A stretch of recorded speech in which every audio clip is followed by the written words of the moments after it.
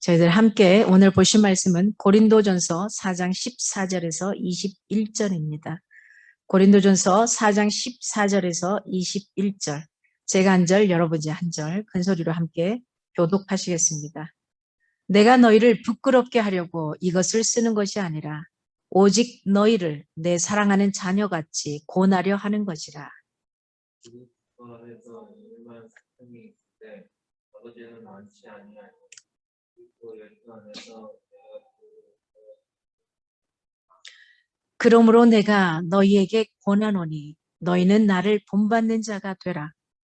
이로 말미암아 내가 주 안에서 내 사랑하고 제라 아들 부모들을 너희에게 보내주니 그가 너희로 하여금 그리스도 예수 안에서 나의 행사 곧 내가 각처 각 교회에서 가르치는 것을 생각나게 하리라.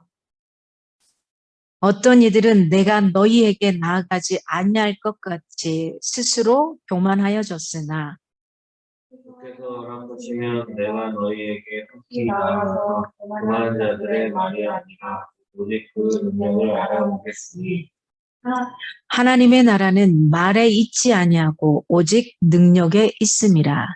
너희가 무엇을 원하느냐 내가 매를 가지고 너희에게 나아가랴 사랑과 온유한 마음으로 나아가. 아멘. 아멘. 감사합니다. 오늘 고린도전서 4장 14절에서 22절 바울의 부성애의 권면에 대해서 저희들이 함께 나누고자 합니다. 고린도 교회의 분열을 책망하고 조속히 하나 될 것을 촉구한 사실. 이게 이제 우리가 그동안 봤던 1장 18절에서 오늘 본문까지 이 부분의 종결 부분에 해당하는 부분이 오늘 보고자 하는 본문입니다. 사도들의 겸손의 모범에 대조되는 고린도 교인들의 영적인 교만, 이것을 책망한 것을 지난주에 저희들이 한번 좀 살펴봤습니다. 영적인 교만에 대해서. 이어서 고린도 교회의 분쟁, 이 종식을 위한 바울의 부성애적인 권면, 아버지의 마음, 부모의 마음, 이 권면을 보도하고 있는 부분이 오늘 본문입니다. 바울은 앞부분에 고린도 교인들의 교만과 분쟁을 엄하게 굉장히 책망하였습니다.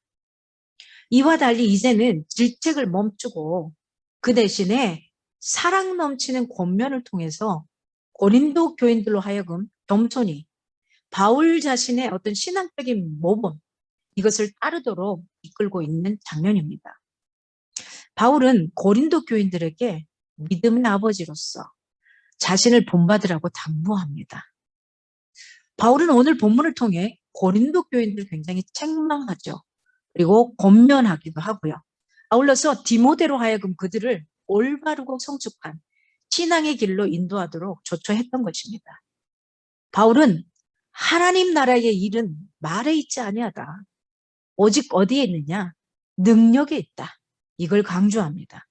그리고 기회가 된다면 속히 고린도 교회를 방문해서 내가 그들의 능력을 알아보겠다고 함으로써 혹 있을지도 모르는 고린도 교인들의 오해, 이 오해의 소지를 불식시키고 또 교만해야 하는 그 자들에게 있어서 굉장히 경고하는 메시지가 오늘 본문의 내용입니다. 오늘 본문도 크게 두 가지로 이렇게 툭 잘라보면 두 부분을 볼 수 있어요. 첫 번째는 오늘 14절에서 17절에 이르는 아버지가 자녀에게 하는 사랑의 경고예요. 아버지가 자녀에게.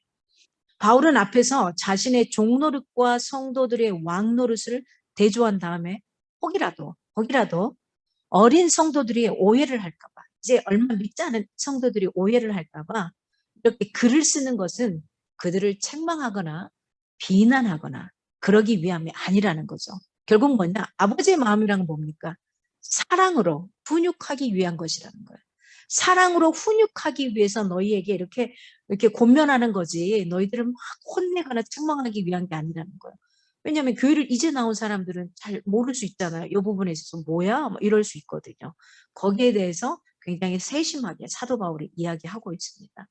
오늘 14절에 내가 너희를 부끄럽게 하려고 이것을 쓰는 것이 아니라 오직 너희를 내 사랑하는 자녀같이 권하려고 씁니다. 너희들을 부끄럽게 하고 막 치욕스럽게 하려는 게 절대 아니라는 거예요. 오늘 본문은 바울은 고린도 교회의 분열, 그리고 여기에 관련된 모든 논의를 마무리 짓고 있습니다. 즉 바울은 고린도 교회를 혼란에 빠뜨린 분쟁을 조속히 극복하고 자신을 본받아서 하나님의 겸손한 일꾼이 되기를 굉장히 권면하고 있습니다. 오늘 본문은 앞서의 단호한, 지난주에 봤던 책망하고 막 질책하는 같은 이런 표현, 책망하는 반어적 표현을 통한 신랄한 비판을 했던 그 자세와는 반대입니다. 오히려 굉장히 자애로운 아버지로서의 바울의 면모를 드러내주고 있습니다. 요즘 드라마 중에 아닌 것은 아니요 이런 대사들이 있더라고요. 아닌 것은 아닌 대사인 것처럼 이 사도 바울은 굉장히 지난주에는 신랄하게 이건 아니야 라고 표현했습니다만은 오늘은 그게 왜 안 되는 건지 여기에 대해서 자애로운 아버지의 심정으로 이야기를 하고 있습니다.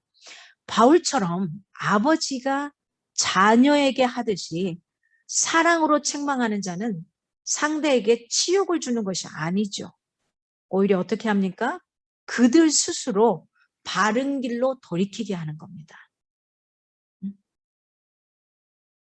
여기서 권하려 하는 것이라 14절에 보면은 권하려 하는 것이라 이 표현은 누데톤이라는 문자적으로 보면은 교훈하다, 훈계하다, 권면하다 이런 다양한 뜻을 지닙니다.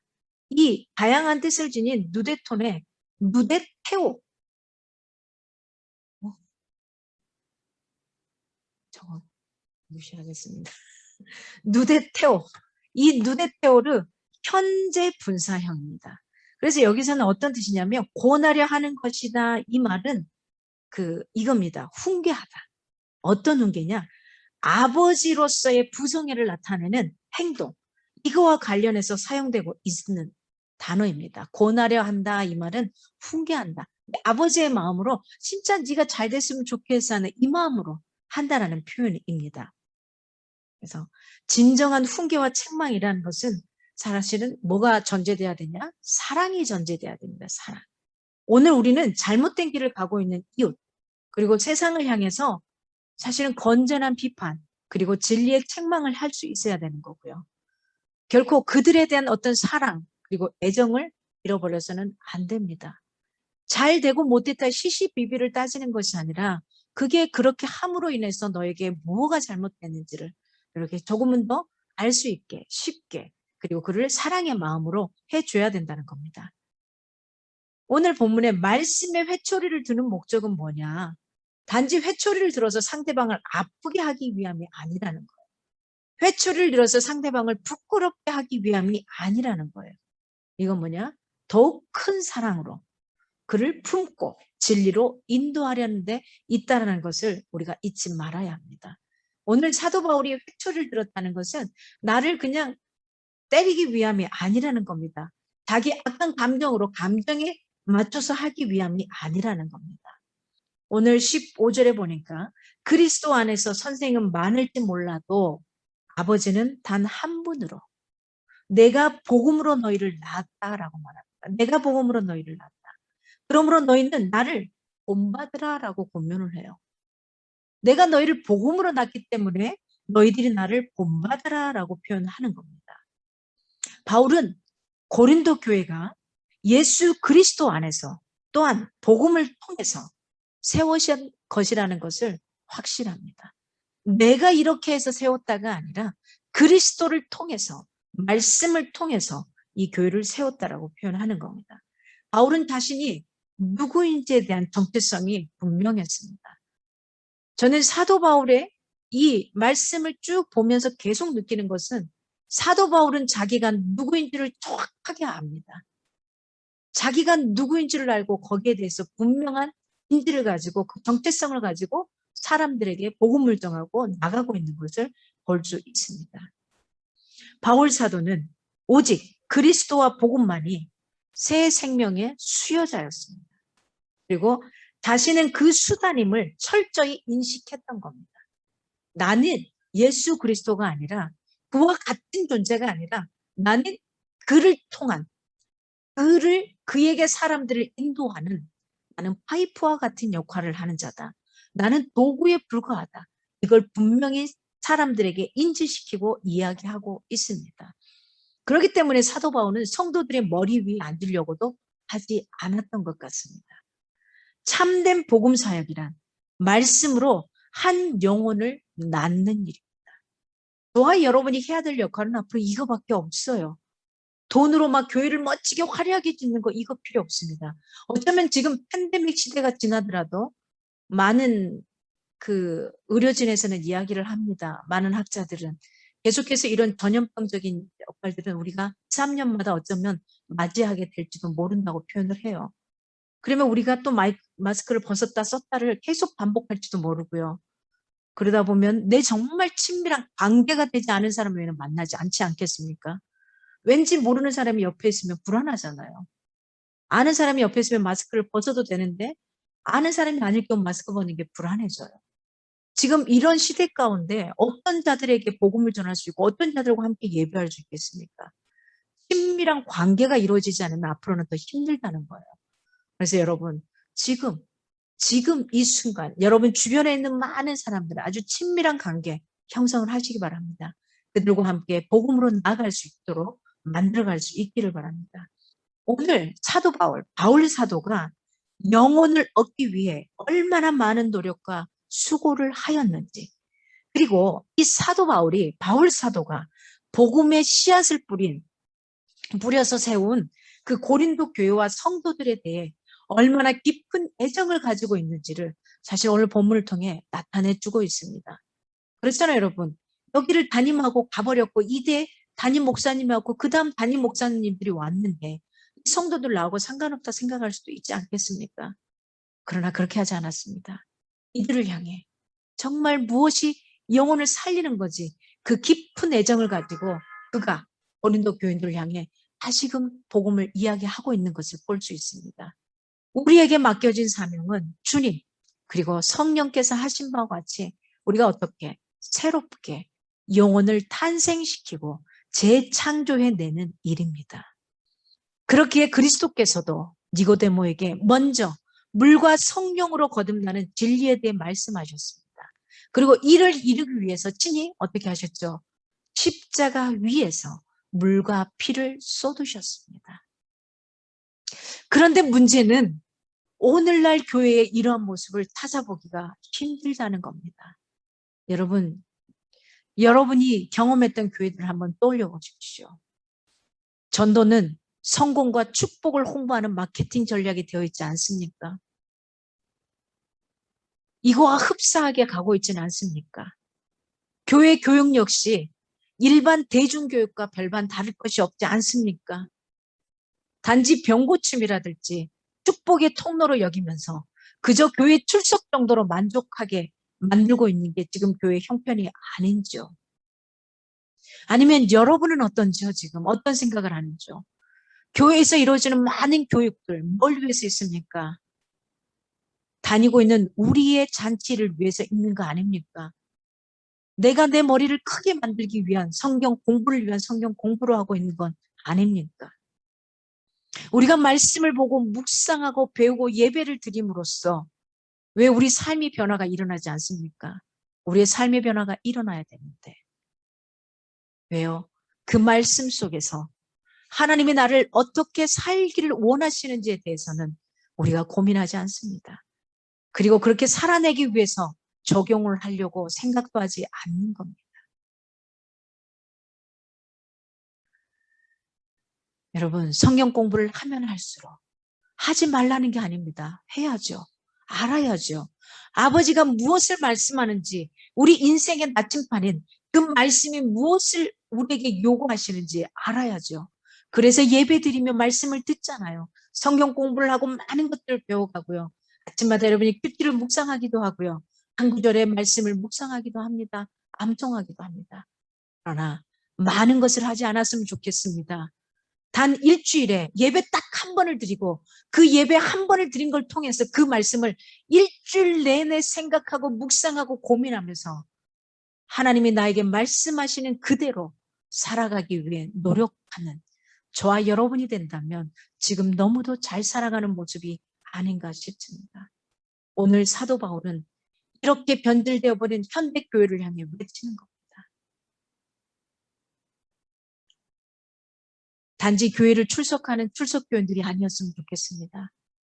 물과 성령으로 거듭난 천국의 시민으로서 저와 여러분이 새롭게 태어날 수 있기를 바랍니다. 오늘 사도 바울은 그렇게 우리에게 말합니다. 말씀을 단지 머리로만 아는 것이 아니라 온몸을 다해 따르고 진리와 성령을 따라 그리스도의 형상으로 성숙해 가는 것을 의미하는 겁니다. 우리는 단지 지식만을 가르치는 선생이 아니기를 바랍니다. 진실로 한 영혼을 낳아서 그리스도의 형상으로 변화시켜서 천국 시민으로 키워내는 참된 영적인 부모들이 되어야 합니다. 하나님이 기뻐하실 최고의 기쁨은 뭡니까? 뭐라고 생각하십니까? 우리가 헌금 많이 내는 거요? 물질 많이 모아서 헌금 많이 내는 거요? 교회 건물 크게 짓는 거요? 사람들을 많이 떼거지로 모아오는 거요? 아니라고 봅니다. 물론 그렇게 되면 좋죠. 그러나 왜 그렇게 해야 하는지를 분명히 저와 여러분이 알 수 있기를 원합니다. 커다란 건물이 왜 필요한지, 그리고 영혼들을 왜 교회 안으로 끌고 와야 되는지, 그들을 강권하에 모셔다가 이 자리에 모셔야 되는 건지, 그리고 내가 왜 예배 때에 하나님 앞에 예배를 드려야 하는 건지, 말씀을 묵상해야 하는 건지, 하나님이 기뻐하실 최고의 기쁨이 뭡니까? 우리가 그 하나님을 닮아 그 뜻을 행하는 겁니다.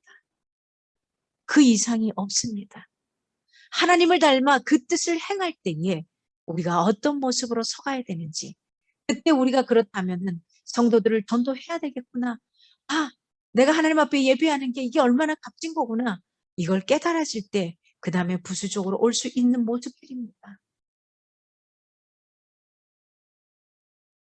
여러분, 오늘 16절에 너희는 나를 본받는 자들아, 바울 사도가 자신있게 이야기합니다. 먼저 본이 되어서, 자기가 먼저 본이 되어서 자식들의 올바른 행동을 교육하는 이때 당시에 유대 부모들을, 이 유대 부모로서의 자연스러운 그 자녀 교육의 방식과 결부되어 있는 부분입니다. 이게 부모가 먼저 본이 되어서 내가 이렇게 살아가니 너희들은 나를, 엄마인 나를, 아빠인 나를 알아서 이렇게 살아라. 이렇게 했던 유대 교육의 방식들을 이야기하고 있는 부분이기도 합니다. 여러분, 이것은 곧 너희 행동을 통해서 너희의 부모를 예증하라. 보여주라는 겁니다. 나의 행동을 통해서 우리 부모들의 가정교육이나 이런 것들이 때로 평가받을 때가 있잖아요. 그렇죠? 내 자녀들이 잘하고 잘못한 걸 통해서 니네 부모가 누구야? 어떻게 가르쳤어? 이런 표현들을 하잖아요. 바로 그것처럼 오늘 사도 바울이 이야기하는 겁니다. 저와 여러분이 이제는 증인이 되어야 되는데 누구의 증인이 되어야 되냐? 예수 그리스도의 증인이 되어야 돼요. 삼위일체 하나님의 증인이 되어야 돼요. 그 역할을 저와 여러분이 해야 되는 겁니다. 사실 고린도 교인들은 십자가의 복음을 제대로 깨닫지 못했습니다. 그래서 세상적인 지혜를 굉장히 앞세우게 되죠. 십자가의 복음에 합당한 성도로서의 모습을 구현하지 못했던 겁니다.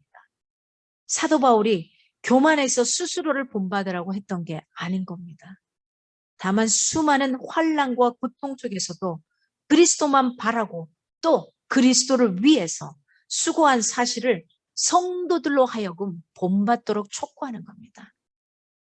내가 나를 위해서, 내 열심을 위해서 열심히 노력한 걸 본받으라가 아니라 나도 너희와 똑같다. 나도 그 주님을 본받고서 내가 살아간 것처럼 너희도 내가 그리스도를 위해 수고한 고난받음을 뒤로 하지 않고 그걸 그대로 받아서 거기서 이겨내며 살았던 것처럼 너희들도 그렇게 살기를 바란다 하는 겁니다. 즉 바울을 통해 본받음의 대상 바울을 통해서 본받음의 대상은 누구라는 거죠? 바울을 본받으라는 이야기가 아닙니다. 나를 본받으라는 것은 바울인 나를 본받으라는 게 아니라 내가 믿는 누구? 예수 그리스도. 그를 본받으라는 겁니다. 그는 그리스도론적인 근거를 갖고 자기 자신을 본받을 것을 명령하는 겁니다. 바울은 고린도 교회뿐만 아니라 모든 교회와 선교사에게서 친아비처럼 그리고 친어머니처럼 자신의 삶의 모범과 수고로 그리스도의 십자가와 부활의 복음을 가르쳤습니다. 나는 목회자로 성도들을 대할 때에 세례 리더로서 또는 세론들과 세례 리더들을 대할 때에 친아비와 어미처럼 대하고 있는가입니다. 이걸 좀 더 쉽게 표현하면 나는 예수 그리스도를 믿는 자로서 내 옆에 있는 같이 신앙생활하는 형제 자매들을 그들을 누구처럼 나보다 신앙생활을 좀 늦게 하는 사람을 내가 누구처럼 어미나 아비처럼 그들을 그렇게 섬기고 있는가 하는 겁니다. 혹이라도 형식과 음으로써 대하고 있지는 않는가 반성하자는 겁니다. 내일로 미루지 말고 오늘 회개하고 너희는 나를 본받으라. 사도 바울의 이 소리가 성령의 음성에 순종하는 복된 일주일이 되기를 소망해 봅니다. 여러분, 그렇다면 오늘날 이 시대의 비극과 슬픔은 무엇일까요? 말씀이 없는 것일까요? 아닙니다. 오히려 말씀은 듣고자 하면 언제든지 얼마든지 넘치도록 들을 수 있지 않습니까, 여러분? 유튜브를 통해서 얼마나 수많은 말씀들을 내가 선택하고 따르고 듣다가 말고 막 빨리 듣게 하고 정말 많습니다. 여러분, 어디서든 말씀 얼마든지 많이 들을 수 있습니다. 홍수처럼 넘쳐나고 있습니다. 이 시대의 비극은 바울과 같은 삶을 통해 모범을 보여주는 위대한 스승을 찾아보기 어렵다는 데 있습니다. 이런 사역자들, 이런 리더들, 이런 교회 중직자들이 많이 없다는 데 있는 것입니다. 여러분, 말씀의 단절이 아닙니다. 오히려 삶의 모범의 단절이 문제인 겁니다. 저와 여러분이 말씀대로 살아가기에 몸부림치기 원합니다. 인간이기에 반듯한 걸음을 걸을 수는 없어요. 우리가 신이 아닙니다. 당연합니다. 그러나 어떻게? 예수 그리스도의 그분의 삶 가운데 살아가기 위해 발버둥 치며 나가는 겁니다. 사도 바울이 제대로 살아서 얘기했습니까? 본인의 성격이나 성품 나오지 않았겠어요? 그러나 그걸 따르라는 게 아닙니다. 내가 예수 그리스도를 믿고 그를 믿음으로 인해서 고난 가운데 헤매면서 가지만 그래도 하나님 그분을 내가 놓치지 않고 살아왔던 그 삶을 본받으라고 말하는 겁니다. 날이 갈수록 사람들은 진리를, 말씀을 머리로만 알게 되죠. 그리고 입으로만 말합니다. 다 안다고. 나도 다 안다고. 요한복음 3장 16절을 가리켜 말합니다. 사람들은 이야기합니다. 나도 안다고. 정말 알고 있는지 여러분에게 반문하고 싶습니다. 하나님이 세상을 이처럼 사랑하신다. 이처럼 사랑하심이 어떤 고난과 아픔과 슬픔으로 사랑하셨는지 정말 아느냐고. 그걸 안다면 저와 여러분이 어떻게 살아가야 되는지 지금 삶의 모습을 보면 내가 그 말씀을 정말 알고 있는지 이해하고 있는지 아멘으로 받아들이고 있는지 그걸 판단할 수 있을 겁니다. 여러분 17절에 보니까 내가 디모데를 보내었으니 라고 표현합니다. 생각나게 하리라. 디모데를 보내었으니 생각나게 하리라. 바울이 사랑하고 신실한 믿음의 아들 디모데를 파송하겠다라고 말합니다. 디모데를 고린도에 파송함으로써 어떤 효과를 기대하고 있을까요? 사도 바울은 그것은 다름 아닌 바울 자신이 내가 예수 그리스도 안에서 실천하고 있으며 각 교회에서 가르치고 있는 것들을 고린도 교인들로 하여금 생각나게 해주겠다 하는 겁니다. 자기를 대신해서 그 디모데를 보냈다는 것은 그 디모데를 신뢰했다는 거예요. 그 디모데가 하나님 안에서 제대로 살아가고 있다는 겁니다. 여러분, 저와 여러분이 이 땅에 있는 많은 사역자들, 함께 가는 사람들의 디모데가 되었으면 좋겠습니다. 그리고 또 그 디모데는 그 자리의 리더가 되기도 하는 거죠. 그래서 또 다른 디모데를 만들어내고 또 그 디모데가 또 리더의 자리 가면 또 다른 디모데를 만들어내고 저와 여러분이 해야 될 역할은 바로 여기에 있는 겁니다. 오늘 두 번째 18절에서 21절 마지막 절을 봅니다. 바울의 방문을 예고합니다. 왜 예고를 하느냐? 사역은 말이 아니라 능력이다라고 표현하는 겁니다. 말로만 한다면 얼마나 멋진 말들 해나갈 수 있겠습니까? 일부 성도들은 디모데가 오니까 바울은 오지 않을 것이라고 생각을 해요. 그리고 바울이 오지 않으니까 디모데를 우습게 생각하는 거죠. 그래서 굉장히 성도들 자체가 디모데가 간다니까 옥졸해 있었던 겁니다. 그래서 바울은 마지막 결산으로 조만간 고린도 방문을 계획하고 있다라고 제일 마지막에 첨가하고 있습니다. 디모데는 바울의 가장 친근한 선교 동역자였습니다. 그는 바울에 의해서 신앙의 자리에 들어서게 되었어요. 그러나 후에는 바울의 선교 동역자가 되어 바울 선교에 있어서는 없어서는 안 될 굉장히 중요한 인물들이 됩니다. 선교 사역을 하는 데 있어서 무엇보다도 중요한 것은 신앙의 동역자를 사실은 얻는 겁니다. 저도 마찬가지입니다. 여러분도 마찬가지입니다. 홀로 갈 수는 없습니다. 혼자서는 하나님의 일을 해낼 수 없습니다. 해낼 사람이 없습니다. 그래서 하나님은 항상 디모데와 같은 그런 동역자들을 옆으로 붙여주시는 겁니다. 저와 여러분이 그러한 관계를 만들기를 원하고요. 또한 저와 여러분이 그 관계가 형성이 되면 또 여러분이 그런 리더의 자리에서 디모데와 같은 사람들을 또 형성하고 이렇게 나가서 정말로 이 땅에 수많은 교회가 있는 그런 성도의 한 형태로 대충 살다 가는 사람이 아니라 하나님이 내 인생의 주인인 걸 분명히 인지하고 멋지게 살아내는 저와 여러분이 될 수 있기를 소망해 봅니다. 어떤 이들은 바울이 고린도 교회를 방문하지 않을 것으로 알고 굉장히 함부로 교만하게 떠들어대기도 하죠. 그러면서 19절에 이렇게 말합니다. 그러나 주께서 허락하시면 내가 속히 나아가서라고 표현합니다. 주께서 허락하시면 속히 다녀올 것이라고 대답을 해요. 하나님의 명령을 위해 계획하고 예수는 바울이라 할지라도 이 모든 과정은 누구의 섭리 아래 있느냐? 하나님께서 주관하시고 섭리하실 때만 특별한 의미가 있다는 거예요. 내 생각으로 내 경험으로 거기에 가는 것이 아니라 이 사도 바울도 다시 하나님이 가라 하면 가겠지 가지 말라 하면 멈추겠다는 거예요. 그가 디모데를 보냈다는 것은 하나님 앞에 기도를 해도 가지 말라는 소리를 들었겠죠. 아직은 너의 때가 아니라는 걸 말하는 겁니다. 여러분, 우리의 섣부른 판단과 이것으로 경험으로 모든 교회의 일이라든지 다른 일반적인 일들을 처리하지 않기를 원합니다.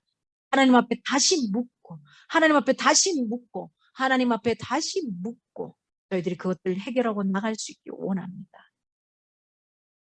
가거든 교회 안에서 교만하게 떠드는 말쟁이들, 이 말쟁이들은 실은 거짓 교사들입니다. 고린도 교회에 계속해서 거짓 교사들이 있었거든요. 이 실상을 점검하겠다고 경고합니다. 교만한 자들이 말하는 것의 의미를 그들의 말을 통해서가 아니라 뭘로 보여주라는 거죠? 삶을 통해서 보여주라는 거야. 너희들의 번지르난 말이 아니라 삶을 통해서 보여줘. 그들이 한 일을 통해서 알아보겠다는 의도를 사실은 사도 바울이 이야기하고 있습니다. 교만한 자들, 헬라 철학적 지혜와 웅변으로 치장된 말을 하겠지만 너희가 하는 그 말 또는 설교 속에서 성령의 능력이 과연 있느냐?